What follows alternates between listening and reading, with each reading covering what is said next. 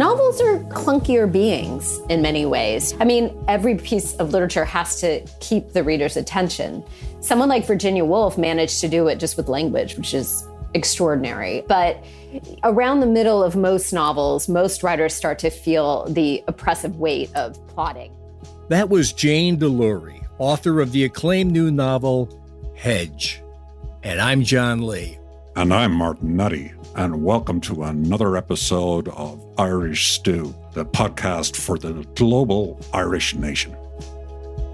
This episode of Irish Stew is sponsored by the Irish Heritage Tree Program. Celebrate your Irish roots by planting native trees for family and friends in the beautiful Golden Vale of Ireland. Go to irishheritagetree.com and use the exclusive discount code today. It's IrishStew10 for 10% off. That code again is Irish Stew and the numeral 10. Keep the heritage of Ireland green and growing by going to irishheritagetree.com. Hey, welcome back to Irish Stew. John Lee here, and it's August 10th here in New York City, steamy, overcast. And I'm just getting back from a week of vacation in Cape Cod, where I got away from the urban grit and enjoyed some greenery and some nature. And it's really a treat to look at the cover of the book we're going to discuss today and kind of get lost in the greenery of Hedge. Martin? And I'm going to explain that in a little bit more detail as John glows from his 1 week away in Cape Cod, of which I am quite jealous at the moment. But let's get on to our guest. Our next guest is an author of two well-received novels. She's a native of Sacramento, California, but now makes her home in Baltimore, Maryland. She's a professor at the University of Baltimore, where she is director of the BA in English program. Among other awards, she is the recipient of the Sue Kaufman Prize for First Fiction, an award for her first novel, The Balcony. She now comes to us with her second book, titled Hedge, as John has just told us, which is published by Zibby Books. And with that, welcome to Irish Stew, Jane Delury. Thank you so much for having me on. I'm delighted to be here. So let's start here, Jane. Imagine you get an unexpected windfall and decide to go on vacation. What's your destination? Oh, that's such a great question. Can I choose more than one destination? You can. Okay. So if I had a windfall and could go somewhere next week, I think I would go to Vanuatu in the South Pacific, where I went many, many years ago in the 80s with my family. And I'd be very interested to see how it's changed in the how many years that is, 40 years, 35 years. And then on the way back, I think I would go back to Ireland, actually, where I was last summer, because I got COVID. And so we had to completely change this grand tour that we were doing and abridge it. And so it's kind of left hanging there that we want to finish the trip. So that's that's the first objective. But if I have a windfall, I would also pull in Vanuatu, because why not? So tell us a little bit more about Vanuatu. I'm certainly not familiar with it. Is that one of the island territories of France? Because I know you have an affiliation with France, or an affection for France. It is not. I'm trying to remember the history. I'm going to have to look it up after this podcast. That was the answer that came straight into my head. My father was a real history buff, and he died when I was 16, so I actually can't really ask him this question. I think he kind of he was reading about the history of World War II. And so we visited the Solomon Islands because he was reading about the battles of the Solomon Islands. And we also went to Vanuatu. I think he started to read about the history of that area. And so we ended up going to Fiji before it was Survivor Fiji. It was really hard to get there in the 80s. And Yeah, so there were about 3 Christmas vacations when we went to the South Pacific, and my dad would just read the history months beforehand. And I'd love to go back. That sounds like an extraordinary experience. And I know that recently you wrote very affectionately of your father in the LA Times for Father's Day. And you described him as an Irish American Catholic, I believe, which your last name is Delury. And I kind of poked at that a little bit. And like, how does that square with the Irish, Catholic thing? So I poked at that, and obviously I found out that the name originates from France, apparently in Burgundy. And then I poked a little bit more and looked it up on the 1901 and 1911 census. And indeed, you do find Delurys in both Cork and Galway. Not many of them. Oh my gosh. But like I love that you did that. But like you, I have an unusual last name. Well, your name is pretty a lot less unusual than mine. So yes, indeed, people with odd names can originate out of Ireland. So well, and that name was changed when my grandfather immigrated. So I wish we could Zoom my cousins in from Cork, actually, because this is a big topic of discussion in the family. But in Ireland, we're Dilworths. In Cork, you're right, from Cork. My grandfather's from Cork.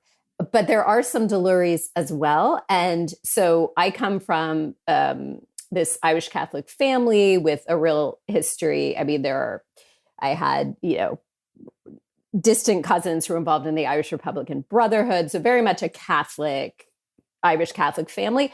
But one of my cousins did a history of the family tree, and it turns out that we may have descended from French Huguenots, so Protestants, who had come up, which was a big revelation for the family. So so my father was really interested in the family history, the history of the name, all of that. I grew up hearing a lot about that.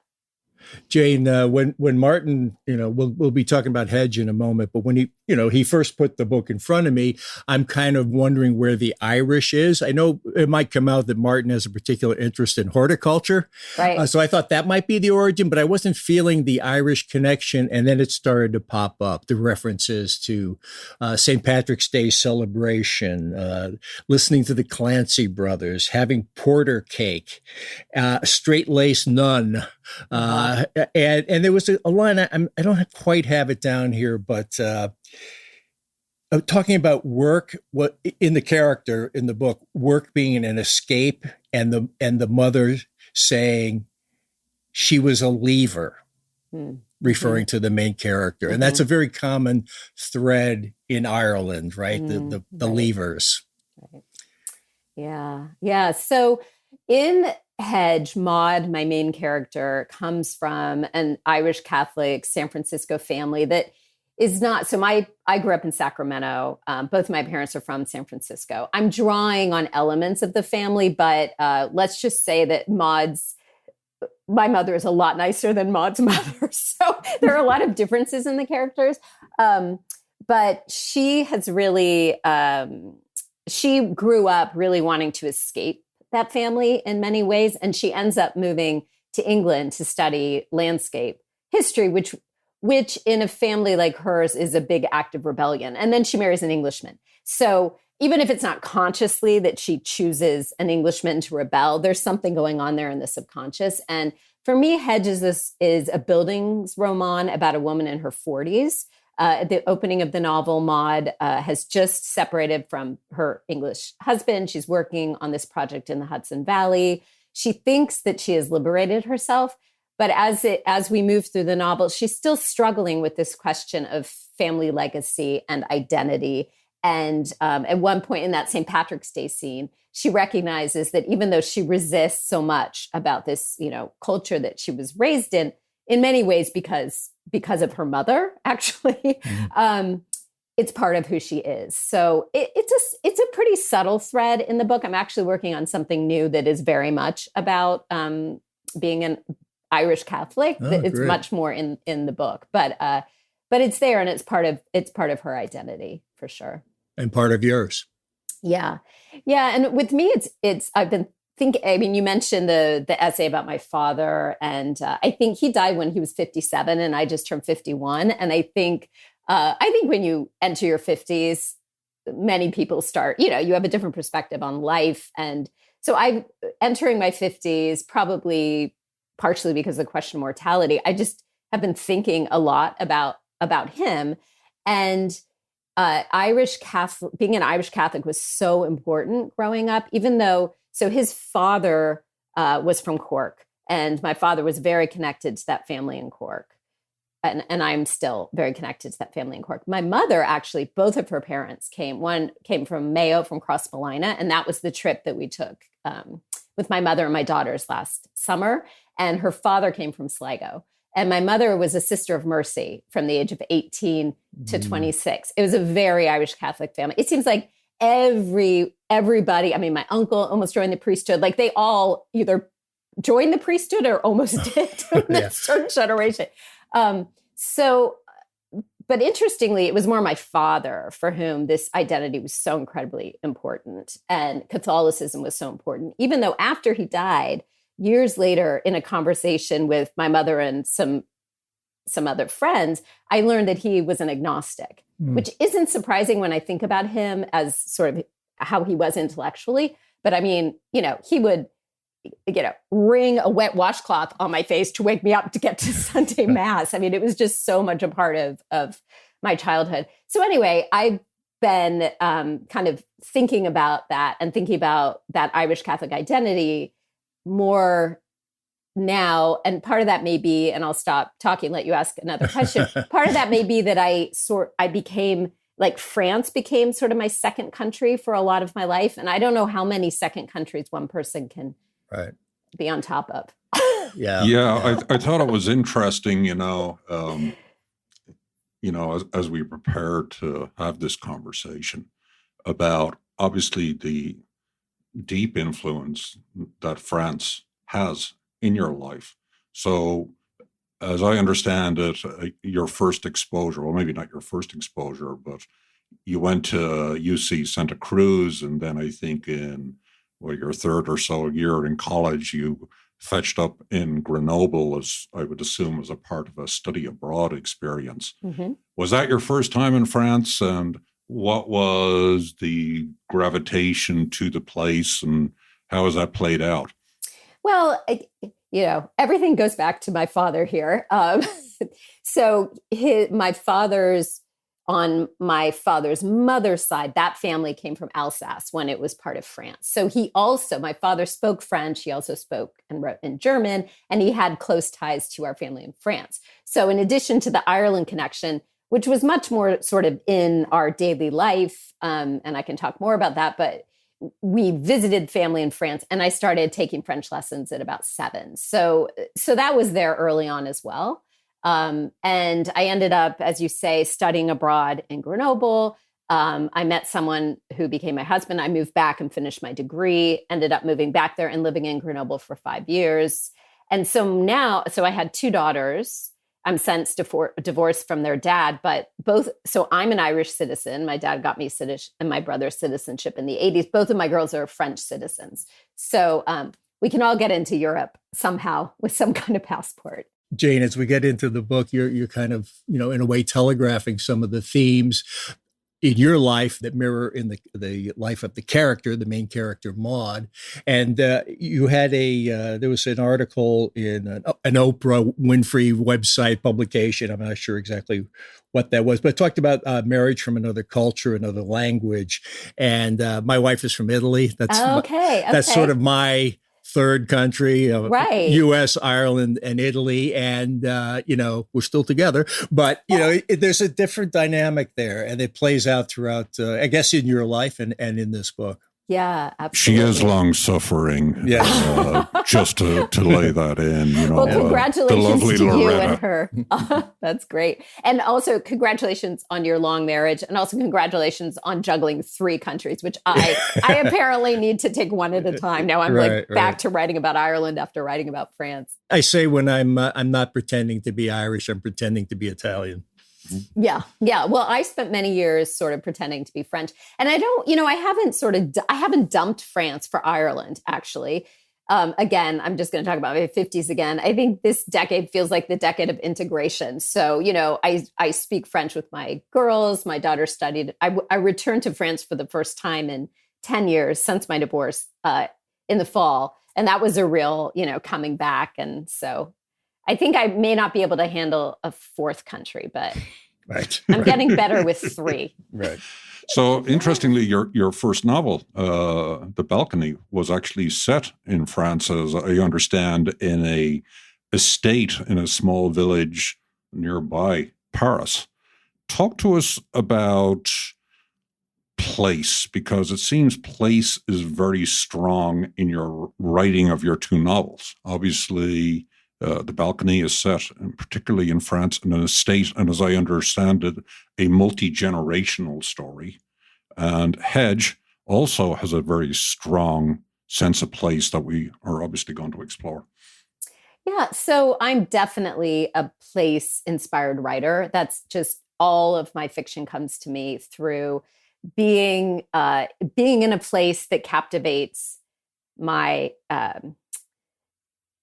my imagination and sort of feeling characters emerging from that place. So I started writing shorts. I'm also a short story writer, and I continue to write and publish short stories in literary journals.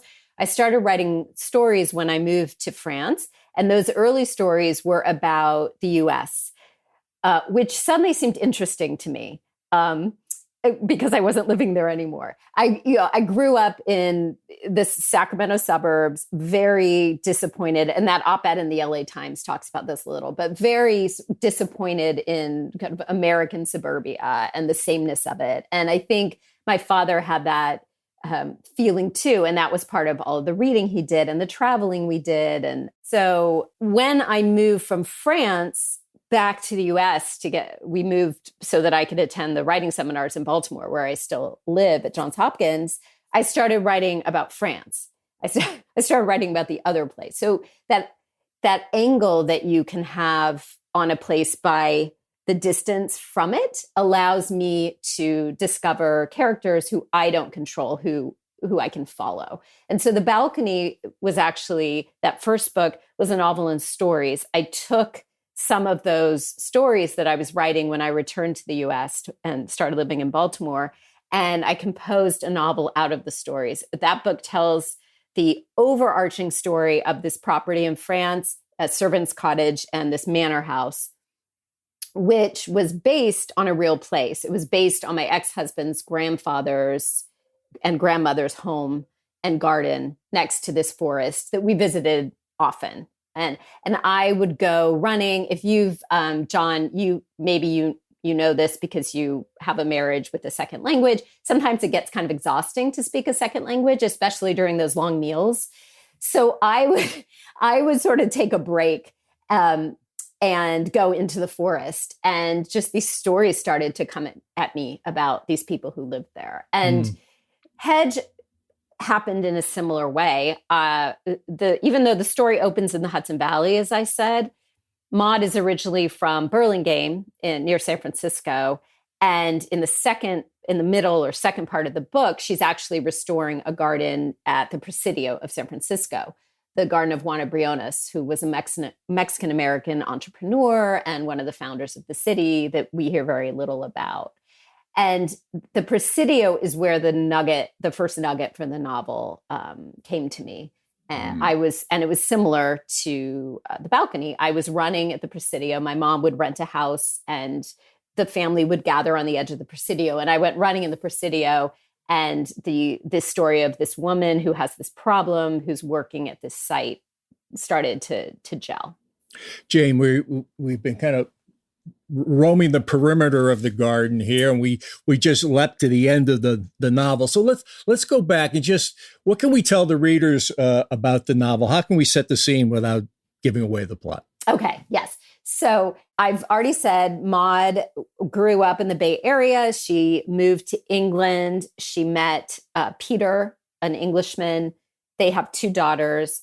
Her career as a landscape historian or a garden historian flourishes in England. She actually ends up tending to the gardens of Virginia and Leonard Woolf at Monk's House in Suffolk. she and Peter, though, their marriage has been disintegrating for years when the book opens. And when Hedge opens, they've had to move to the Bay Area for Peter's career. Maude has spent 2 years really frustrated, not being able to find work, and very frustrated with her marriage. And so, as I said earlier, she has announced to Peter, I want to separate. And she's taken this job restoring a garden at Montgomery Place, which is a real place in the Hudson Valley that's on the Bard campus. So Maude goes to this site and starts working on the restoration of this Gilded Age garden. And she's sharing the grounds with Gabriel, who is an archaeologist who's doing an indigenous dig by the Hudson River. And in those early weeks before her daughters come out to join her for the summer, once they finish school, she and Gabriel become closer and closer, and this romance starts to brew. But then Ella, who is 13, and Louise, who is 8, arrive to join Maude. And Ella has a dark secret that she's been harboring for several months, that Maude knows there's something a little off, but she thinks it's teenage angst, teenage moodiness. And so once Ella and Louise arrive, Maude tries to incorporate everything, tries to incorporate them into this friendship with Gabriel, and it just really blows up. And so then we jump 2 years later with Maude back in the Bay Area, restoring this garden of Juana Briones and processing what happened that summer, and also still with this question that I don't want to give away because that's the big plot point of the book. Right. Right. Now, it's kind of interesting, your choice of Montgomery Place. I have actually, over the years, visited almost all of the main kind of public estates along the Hudson River, and some of them are extraordinary. You know, the ones that jump to mind are obviously FDR's home. Right. Also, there's a Vanderbilt mansion right next door. Right. Have you been to Blythewood on the Bard campus? Blythewood, no, and I haven't spent much time on the Bard campus, but I know Montgomery Place is obviously right next door to that, and I think there is a relationship there. But for me, interestingly, Montgomery Place has a particular resonance, even though I've never visited it, because the man it's named after, Richard Montgomery, actually grew up in a house less than a mile from where I live in Concealy, and he was a Revolutionary War hero who died quite early in the Revolutionary War. And funny enough, he never actually lived in Montgomery Place. It was actually named by his widow after him. But, Janet, right? Yeah. Yeah, so he never got to see the beauty of that. Well, maybe he saw the beauty of the place, but he never actually got to live there. But in your preparation for the knowledge, because of Maude's career, right? Did you know anything about garden historians, and how did you kind of get ready for the writing of that stuff? Because that's pretty technical and pretty specific. Yeah. So when I wrote Hedge, I had just gone through a divorce with 2 daughters. So that's sort of the autobiographical nugget of the book. And I was very much in the place of, I need to create this new family. I need to keep, I need to focus on these girls, and these girls need to be happy. And so I think that's sort of the spirit driving the book. I had just bought a new home of my own for the first time. And I had this backyard that was kind of crappy and small. And it became my playground, and I learned to garden that summer. I had dabbled in it before, and I've always loved gardens. And so there's some of that in the balcony as well. But I became a very passionate gardener in that year or two as I was writing the book. So in terms of, Maude, what Maude does, just to back up a minute, is she goes to these historic estates. They're usually estates because she trains in England. And so she's looking at the gardens of the wealthy generally. And through a mix of chemistry and archaeology, looking at topography, she figures out, sometimes with the help of archaeologists like Gabriel, what plants grew, what features were in the garden, and then she brings the garden back to life. So that aspect of things I knew nothing about. And I mentioned earlier that the idea for the book first came at the Presidio. After running in the Presidio and finding the adobe footprint of Juana Briones' house, I learned about a dig that was done by a team from Stanford in 2012, where they looked at the soil around the house. They didn't find a literal garden, but they found traces of seeds and different chemical components that suggested what might have grown near the house. And so that made me embark in a lot of learning. And what I did because I'm tactile and I need to see things. And so I spent quite a bit of time talking to the experts at Monticello, which is a cradle of landscape history and restoration in the United States, and also conveniently is a 3-hour drive from Baltimore. So right. I could get there pretty easily. And so that first year when I was writing the book, I was doing most of my learning through the 25 books that I bought and all of the articles I was reading, but also going to Monticello, where the very generous head of archaeology and the head of grounds and gardens took me around and explained this kind of work. And they're doing incredibly fascinating work, in particular, Fraser Neiman, the head of archaeology, not so much on top of the mountain looking at Thomas Jefferson's garden, which was restored in the 1970s, but down the mountain looking at the homes of the enslaved population that did all the work on the mountain, and who also had their own thriving gardens that sometimes had to sustain the Jefferson household when, Thomas Jefferson's experiments didn't work. So that was my major year of research. It was a lot of trips to Charlottesville. Jane, besides like there being just, really compelling characters in this book, and like my reading accelerated as I went through it, I found myself, that sort of page turner feeling, not wanting to put it down. So there was that kind of acceleration or pace that I started to feel. But I really started thinking about the garden. And I was an art historian way back in the day. Yeah. And I remember how much symbolism was wrapped around gardens. In religious paintings, the Garden of Eden, the enclosed garden was a symbol for the Virgin Mary. Different plants had significance and where they were placed in a painting. And I started to really kind of go down the rabbit hole of looking at your book and wonder how much of the sort of potential symbolism of a garden started. Did you feel that? Were you seeing it? Were there some things that maybe we missed that about in terms of using the symbolic, sacred feel for a garden? It's interesting that you asked that. And I would love you to, tell me everything you found, because I think in writing this book, I had to block that out to a certain degree, because there are so many metaphors. There's so much literature written about gardens. I mean, the fact that Maude brings these gardens back to life, the idea of resurrection. I mean, it's almost too much. And so one of the wonderful things about having the book come out actually has been listening to people talk to me about the symbolism they find. In fact, my colleague, who's a wonderful poet, Stephen Leba, read the book recently, and he sent me this incredible description about all of the Catholic themes in the book and how this scene late in the book that the two of you will remember with Gabriel, where Maude and Gabriel are in this small room together having this conversation, is that the room is described like a confessional. I mean, that was never anything that I set out to do, but I thought, oh my God, he's totally right. And so it was the same thing with the gardening imagery. I tried, whenever I included any element that was symbolic, I tried to make Maude conscious of it so that it wouldn't feel manipulated by me, if that makes sense. And so much of it is just we all have absorbed all of that imagery. So it's in there anyway. Yeah. I looked at, maybe you could in a second explain the significance of the hedge. But when talking about the walled garden, the hedge is often a wall.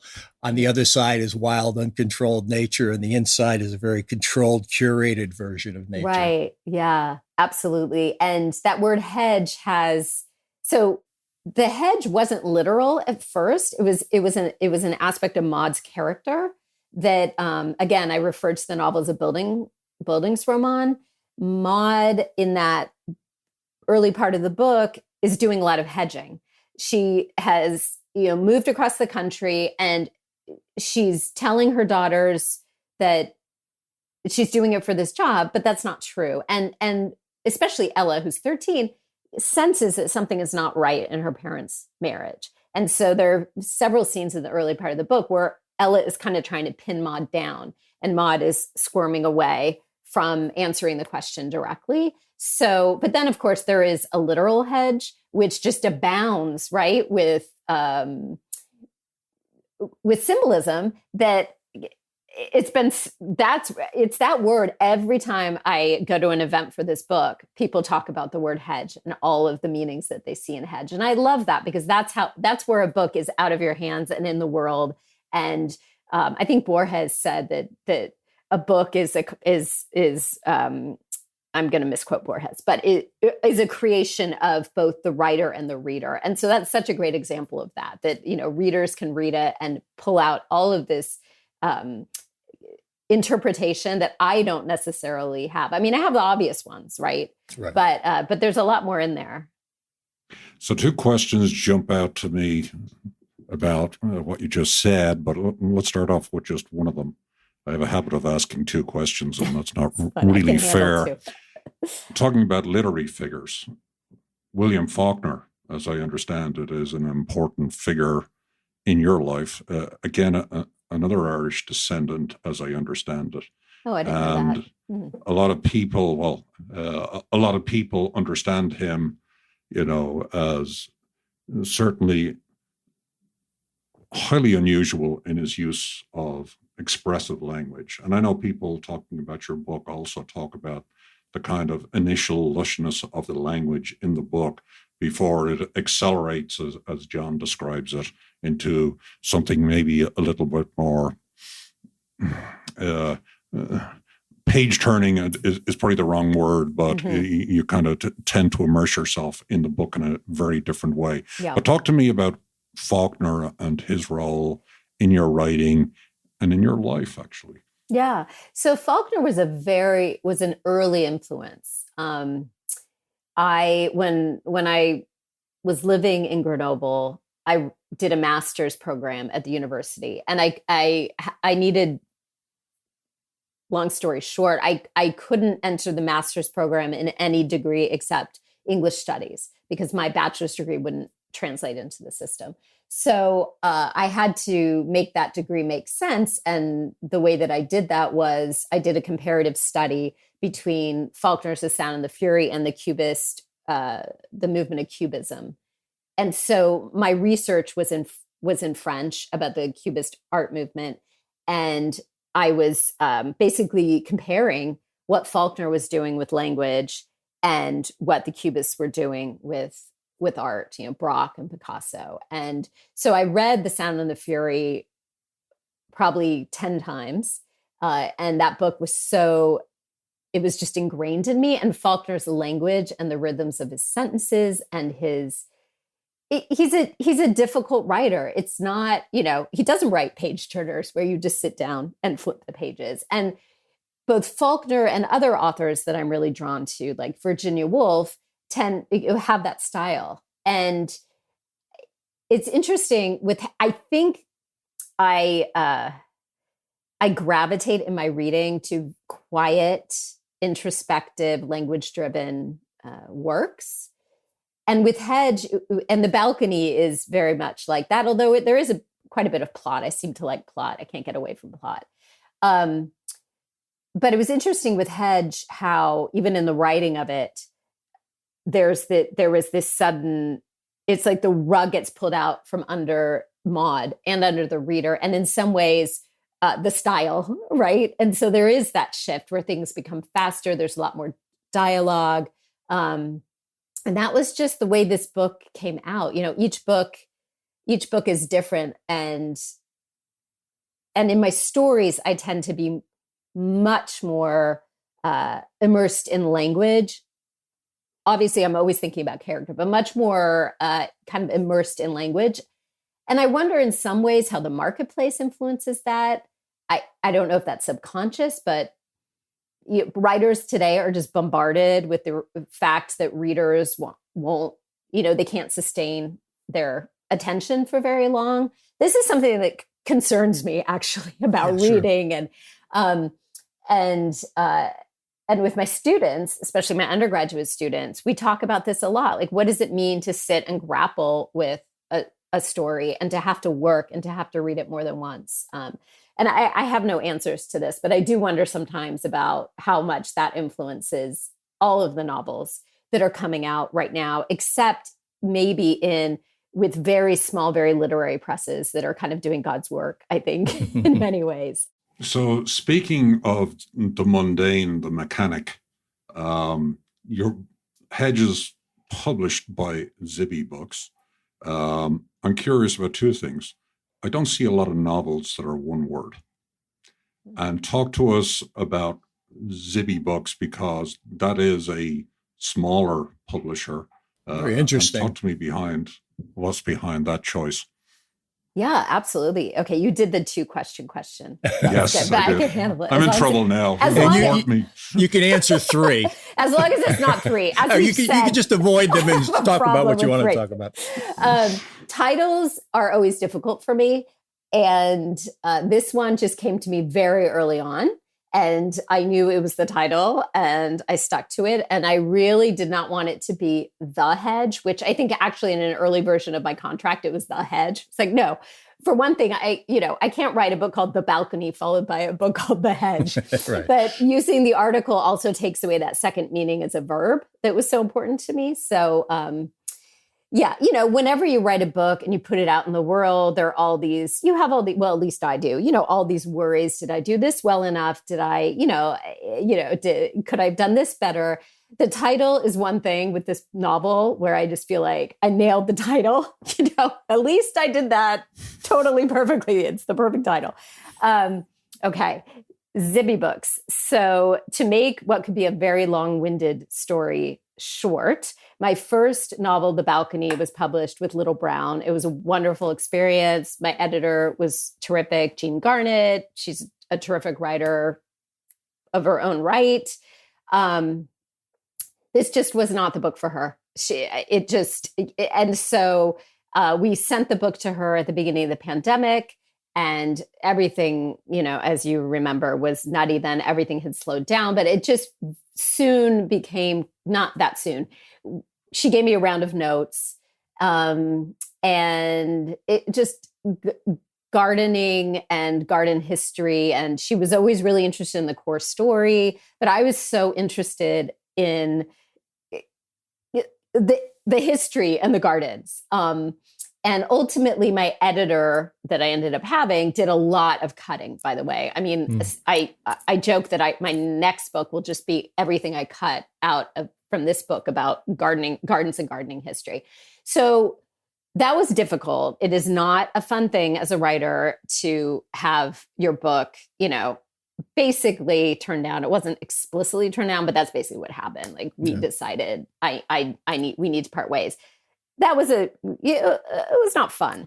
But luckily for me, right around the same time just as my agent and I were getting ready to put the book in submission, which is also not fun for me, she was contacted by Lee Newman, another wonderful writer, short story writer like me, who was on the long list for National Book Award for her terrific collection actually last year.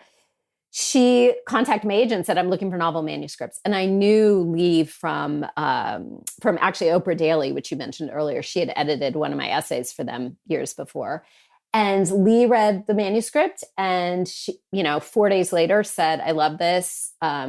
We had a conversation about how to edit it. And so I leapt because I really trusted Lee and I trusted her with the book. And this new press sounded really interesting. So Zibby Owens is a podcaster. It's incredible. She does so many things. It's now become Zibby Media. She's got a bookstore and she does retreats. But when this all started out, I was one of the first manuscripts acquired, even before the company actually existed. Actually, we waited for the company to exist. She had started this press called Zibby Books, and she wanted to put, and she still is putting, the authors at the center of everything. So there's one book per month. It's all women running the company, all women authors thus far, although, maybe there will be a man too. That's great. We're very welcoming crew. And it's just been this really incredible experience of so much personal attention and attention to my book, from the design, which I love the design. I mean, you mentioned the cover, the paper, the layout. We have an amazing team of women who organize all the publicity and the marketing and tell us how to do social media and, text us pictures to use when we don't know what to do. So the model is just very author-centered and nurturing, and it's been really terrific, and it's been really fun to be part of this because, again, I was there at the very beginning when this was an idea, and so it just keeps growing and growing. It's been really a delight, and I've become very close to the other authors. So unlike typical publishing houses, and again, I had a great experience at Little Brown. But this is rare. We are really friends, the authors. I mean, we see each other at these retreats. We text constantly. We guide each other through our author freakouts. There is a serious bonding among everyone. And that is rare and really, really has been wonderful. Jane, tell us a little bit about the kind of the afterlife. The book is out. It's been printed. It's been proofed. You've seen the review copy, and then it's out in the world. You talked about the way people brought sort of different meanings and ideas to the book that you hadn't considered. But what's it been like? Has it been fun? It seems to be getting a great reception. The book signings, the readings. Tell us a little bit about that part of the experience. Yeah, so it's always nerve-wracking. I mean, I say always, I've only written 2 books, but I'm saying always for all the writers. I'm friends with a lot of writers. And I think for all of us, it's nerve-wracking. It's very nerve-wracking to put your work out in the world. And I will say that review in the Washington Post was like, whew, okay. Yeah. I was like, I say Joan Frank is now my patron saint for writing that review. That was great. And then being a people pick was great. I mean, you want something to happen, right? And so people are going to like your book. People are not going to like your book. People are going to love your book for the reasons that other people don't love your book. I've been through this once before with The Balcony, but it's still hard. I mean, I won't lie. Like that stuff is hard for me. It's hard, and I'm feeling really great right now. Actually, I'm feeling really great about all of it. In some ways, because like the really active promotion part of things is winding down. And right. I mean, I think most writers are kind of introverts when it comes to their writing. And so I've been waking up at 6 a.m. and working on a new book and still doing things like this, which are terrific. And I love this. But the really like the white heat of right when it gets published is pretty intense. And there are just so many emotions. So I'm kind of glad to be like on this side of the hill a little bit. Have you had a chance to think about who you'd cast in the movie version? Well, I mean, yes, a little bit. Well, only one person, actually. Well, I'll tell you, Lily Taylor, who's an actress that I love and does all kinds of advocacy for the Audubon Society and for birds, and she actually lives not far from Montgomery Place. I think she would be great as Alice. But that's the only, that's the only thought I've had. But, all that stuff, plus there's a writer's strike right now. I mean, poor Hollywood is, I mean, that stuff is, kind of like the pipe dream. Right. And you never know, what might happen with a book. But I have been realizing recently, like, this is I'm so happy when I'm working on something new. And when your book is coming out, it's hard to write other stuff. So ultimately what grounds me is writing. And so it's been really nice to be up, speaking of birds, with the birds and working outside on something new. So you mentioned that you've only written 2 novels. A lot of people dream about writing one novel. All right, and thank it's you, kind of Martin. like, thank you. But obviously, you were doing a lot of writing before that. Specifically, you kind of alluded to the fact you were writing short stories. Right. that's an interesting form, because a lot of people say, I've read, talk about the difficulty of writing a collection of short stories for publication. But I'm wondering if that form, given our kind of attention deficit disorder because the digital age we live in, that actually shorter pieces are now more powerful and have more opportunities in the mundane issues of kind of marketing, etc. So I'm kind of interested in your thoughts about the form and whether it is maybe more useful and more powerful right now. That's interesting. Well, you're right. I did spend years writing stories, publishing stories, and not really, even though I read novels, not really thinking about writing a novel. And I mean, the short story form, I adore the short story form. You can do so much in this small space. You can transport readers to so many places and be transported as a reader. I love reading stories. I love the way that they jump right in. And I love how they can get away with a lot of experimentation and playing with language and all kinds of, you can do all kinds of interesting things in that small space. So I mostly teach short stories. And I tell my students, if you want to write a novel, that's wonderful. You're going to learn so much about writing a novel by writing stories and creating tension and creating arc. Novels are clunkier beings in many ways. I mean, every piece of literature has to keep the reader's attention. Someone like Virginia Woolf managed to do it just with language, which is extraordinary. But we're around the middle of most novels. Most writers start to feel the oppressive weight of plotting, right? Yeah. I think maybe I just put so much plot in that I it just could, it just became a machine of its own. But your question about attention spans and stories is interesting. I try not to read too much about the publishing industry because I was doing that earlier on, and it was too much. Like, I know enough to be aware of what I need to do, but I don't want it to influence what I'm writing next. So I'm actually working. I mean, I've started a novel. This is the first time I've said that. I've been calling it a thing that seems like a novel for like a couple of months, but I'm declaring it here. It's official on Irish Stew. It's a novel. But I'm also working on a linked story collection. And I've been publishing those stories. They all take place in Baltimore, and they're linked by the Cohn sisters, Etta and Clarabelle Cohn, who were these sisters who lived in Baltimore from a very wealthy family, who amassed one of the greatest collections of art, really, in the world, especially of Impressionist art, that's at the Baltimore Museum of Art. And they were just very interesting figures, friends with Gertrude Stein. They knew Picasso, Matisse. So I've been writing these short stories that are many of them are contemporary. They don't take place in the past, but are kind of around the characters of the Cohn sisters. So is this a good practical decision? Probably not.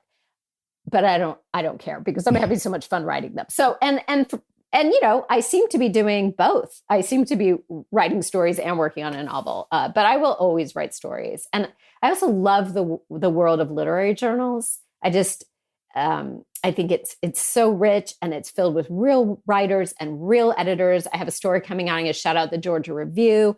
That story is coming out soon. It's such a pleasure to work with literary journal editors and to be part of that world. So I'll always have a foot in that world. Well, Jane, our listeners heard it here first. A thing has just turned into a novel, which, and from what you kind of alluded to in the coming novel, it sounds like we'll have you back again. Yeah, I hope so. I would love that. Maybe during the white heat of the publicity campaign. But look, before we get to your next episode, let's conclude this one with your shameless plug. Okay, so my shameless plug is local. I would like to plug Strength to Love to Farm, which is in Baltimore City. And I've been volunteering there since last spring.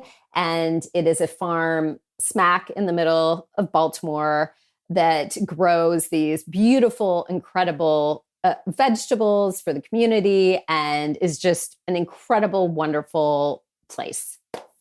Excellent.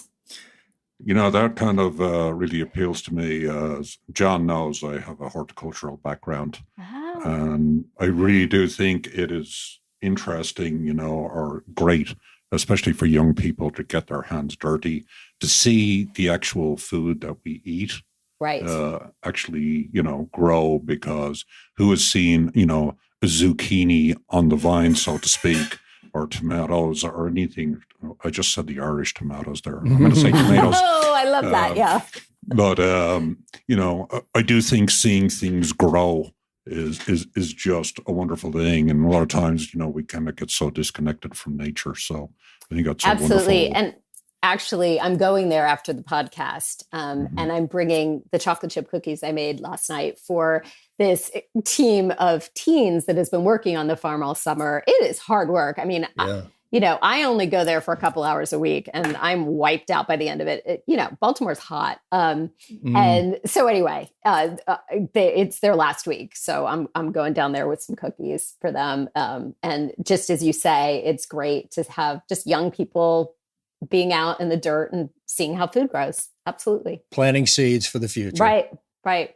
So with that, we do not want to interfere with you getting your hands dirty again today. On behalf of John, myself, and our listeners, really thank you for coming on here and kind of giving us a deeper insight into the writing experience and your life, and understanding kind of what's behind the beautiful book that is Hedge. So listeners, please do yourself a favor and go out and get Hedge. It's published by Zibby Books, and you'll find it in all good bookstores. And for weirdos like me, I actually read the electronic version, and now I'm kind of feeling bad that I didn't get to enjoy the texture of the page. And I'll send you a copy, Martin. Well, I've got a box in my basement. Well, thank you for that. But it's been such a pleasure. And we look forward to continuing this conversation again, as John said, when the next thing approaches publication. Oh, thank you so much. Thank you. This was so fun. Thanks for having me on. Well, Martin, at the top of the episode, we talked about Hedge as being acclaimed. And one of the places it got its biggest acclaim was in the Washington Post. And there was a quote from that review that kind of modeled what we were trying to do in our conversation with Jane. The quote was, "Please do not let any reviewer or well-meaning friend give away this novel's stunning conclusion." Hope we accomplished that mission. Yeah, so I'm going to obviously abide by that. But what I would say about this novel is there's a density of themes that's particularly interesting. And we had the pleasure of chatting with Jane for almost an hour. But there was a bunch of questions that I should really have asked. And one of the most obvious ones that struck me, and one of the thematic things that you see rolling through the book, is the actual frustration felt by the lead character, Maude, in trying to be everything to all people. She wants to be a good mother. She wants to have a career with meaningful work. She wants to have a meaningful relationship. And that is a dilemma that I think will speak to any woman that reads this novel. I have to agree there, Martin. I was thinking of it in terms of this novel has more than one gear, and the pace accelerates as you go on through the book, and it does become a page turner. Let's close it out with a quote I came across about gardening, and I think it fits the theme of this book. The quote is, "The whole garden is on loan from nature, which may claim it back at any time." Irish Stew is produced by John Lee, Martin Nutty, and Bill Schultz. Editing, mixing, and mastering by Bill Schultz. Music on Irish Stew was composed and performed by Rosa Nutty, with Donald Bowens on drums, Cathal O'Riordan on bass and synthesizer. For more on Rosa Nutty's music, please visit rosanutty.com.